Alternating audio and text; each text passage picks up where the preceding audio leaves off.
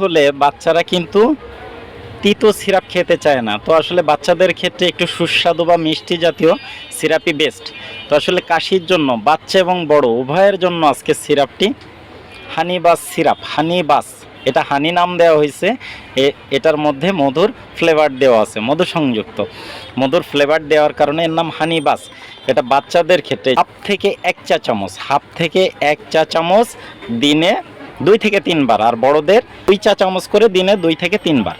শিশুদের হাফ থেকে 1 চামচ করে 2 থেকে 3 বার, আর বড়দের ক্ষেত্রে 2 চা চামচ করে দিনে 2 থেকে 3 বার। একটি ফাইলে যথেষ্ট, এই সিরাপটি একটি ফাইলে যথেষ্ট। কী ধরনের কাশি? যে কোনো কাশি, শুকনো কাশি বলেন, স্বাভাবিক কাশি বলেন, কফযুক্ত কাশি বলেন, তারপর ব্রঙ্কাইটিস বলেন, বা ফুসফুসের দীর্ঘমেয়াদী যে সংক্রমণে কাশি, সেটাতেও দারুণ কার্যকরী। আজ এই পর্যন্তই।